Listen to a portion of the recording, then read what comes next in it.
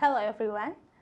I heard that the company received many complaints and critics about communication with clients. I'm sad and quite disappointed why this can happen, because you are all accepted to work here, must be able to communicate it well, not just communication.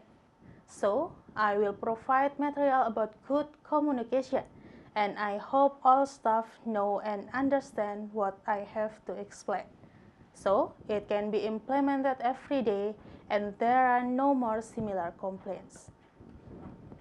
In an ideal world, unhappy customer would always call up customer service to get their problems solved. But in this world, many customers prefer to call up their salesperson. He is the one they know best and the one they trust to fix things. Can you diffuse an angry customer? Can you explain a tricky problem without upsetting the customer further? Can you apologize well for mistake yours or someone else? Without wasting a lot of time, let's start. First, what is communication? Susan Hetfield said that communication is sharing information between two or more individuals, the act of conveying information. Communication has so many components, and failing to communicate in the workplace effectively is commonplace. Effective communication requires all components of a communication interworking perfectly for shared meaning. It is of particular importance when questions are asked and answered. The ability to communicate effectively with superiors, colleagues, and staff is essential, no matter what industry you work in. Workers in the digital age must know how to effectively convey and receive messages in person as well as via phone, email, and social media. Good communication skills will help get hired, land promotion, and be a success throughout your career. There are 5 components to any communication. They are: first, the individual sending the message.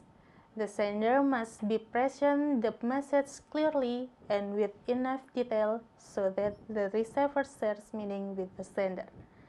Second, the context for the message. The context is how the message is delivered by the sender or the message. Context involves nonverbal communication, such as gesture, body language, facial expression, and elements such as tone of voice. Most of the context for a message is only available when the receiver can see and hear the message sender. Next, the person receiving the message. The receiver must listen carefully and intently, ask questions for clarity, and paraphrase to ascertain that the receiver shares meaning with the sender. If the receiver trusts the sender, the chance for effective communication increases. So, you must make sure that the receiver receives your message. Fourth, the content of the message. The content of the message should be clear and presented and described in enough detail to obtain understanding from the receiver. If the message content resonates and connects on some level with the already held belief of the receiver, it is most effective. Next,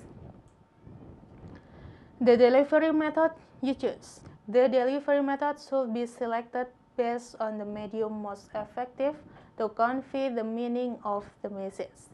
Since communication methods are so diverse since the dawn of computer and mobile device, decisions about the delivery method have become more complex. The delivery method must suit the communication needs of both the sender and the receiver.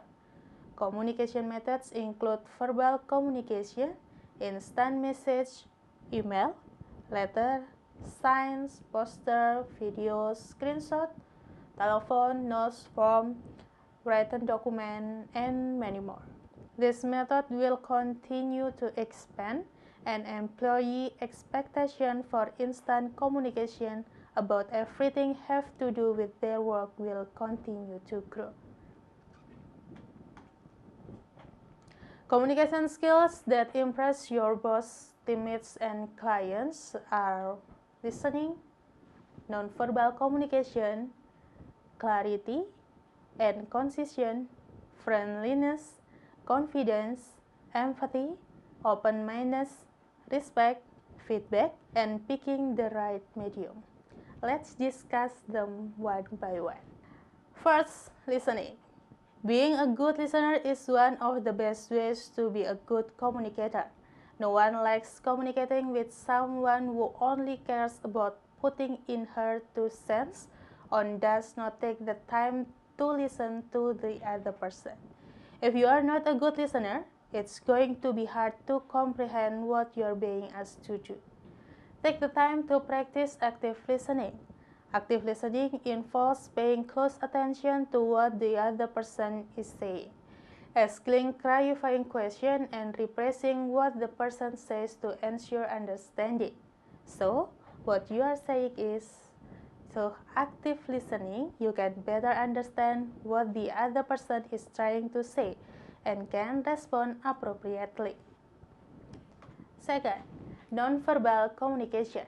Your body language, eye contact, hand gesture, and tone of voice all color the message you are trying to convey. A relaxed, open stance arm, open, legs relaxed, and a friendly tone will make you appear approachable and will encourage others to speak openly with you. Eye contact, it's also you want to look the person in the eye to demonstrate that you are focused on the person and the conversation. However, be sure not to stare at the person, which can make him or her uncomfortable. Also, pay attention to other people's nonverbal signal while you are talking. Often, nonverbal signal convey how a person is really feeling. For example, if the person is not looking you in the eye, he or she might be uncomfortable or hiding the truth. Next, clarity and concision.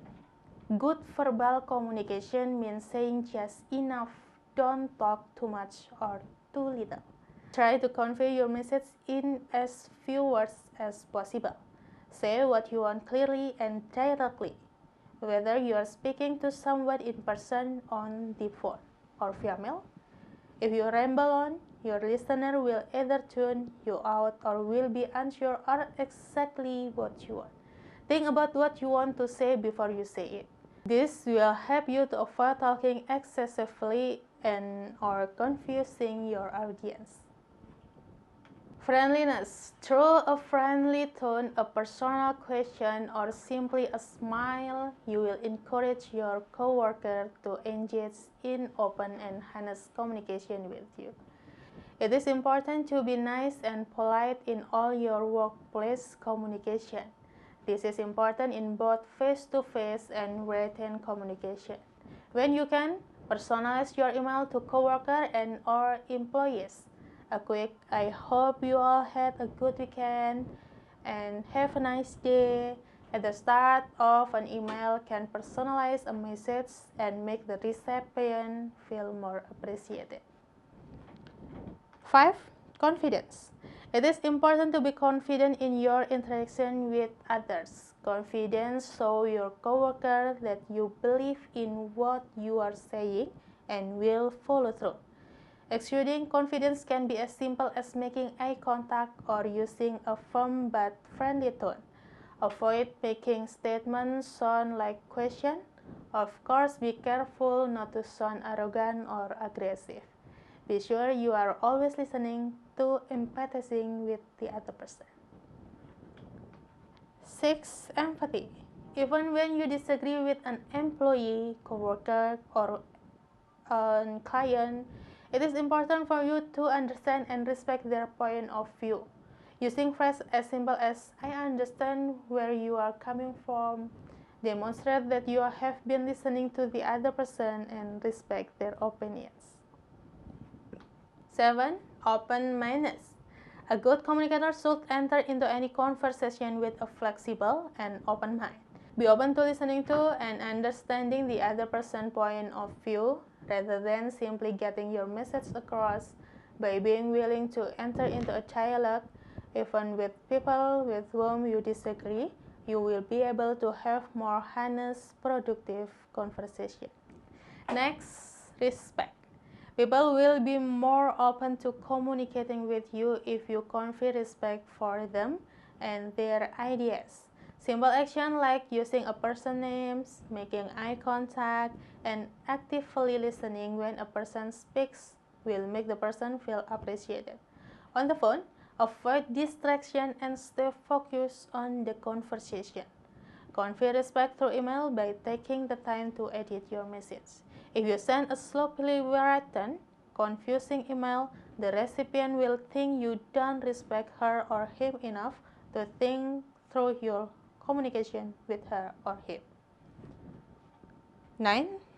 Feedback. Being able to appropriately give receive feedback is an important communication skill. Managers and supervisors should continuously look for ways to provide employees with constructive feedback, be it through email, phone calls, or weekly status update. Giving feedback involves give praise as well, something as simple as saying good job or thanks for taking care of that to an employee can greatly increase motivation. Similarly, you should be able to accept and even encourage feedback from others. Listen to the feedback you are given. Ask clarifying questions if you are unsure of the issue, and make efforts to implement the feedback. The last, picking the right medium.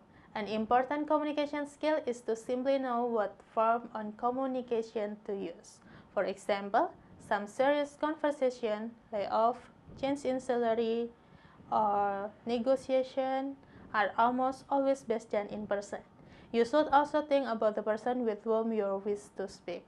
If they are a very busy person, such as your boss perhaps, or your client may be very busy, you might want to convey your message through email or message. People will appreciate your thoughtful means of communication and will be more likely to respond positively to you. From human resource to customer service, bad question polluted nearly every workplace. Bad question often prompt incomplete or misleading answer and can undermine rapport. On the other hand, good questions are a valuable tool for efficiency, competence, and rapport building. There are 6 types of good questions: direct, control, repeat, persistent, summary, and non-pertinent. To describe them briefly, direct is you pose a simple question with a basic interrogative. Control, you already know the answer to it when you ask it. It's a way of finding or whether or not the person is lying, uninformed, and or not paying attention. Repeat, you ask 2 different questions that are after the same information. Persistent, you ask the same question in different ways to explore all facets of the desired information. Summary, you ask a question that is intended to allow the source an opportunity to revisit the answer. Non-pertinent, it doesn't pertain to the subject you want to know about, but it's when the person will probably not lie about. It serves the purpose of saying what the truth looks like and getting the person to open up to you. It can also tie into the context of the questioning exchange. So I think it's enough. I hope this material can implement on your day, on your services to clients. Have a nice day.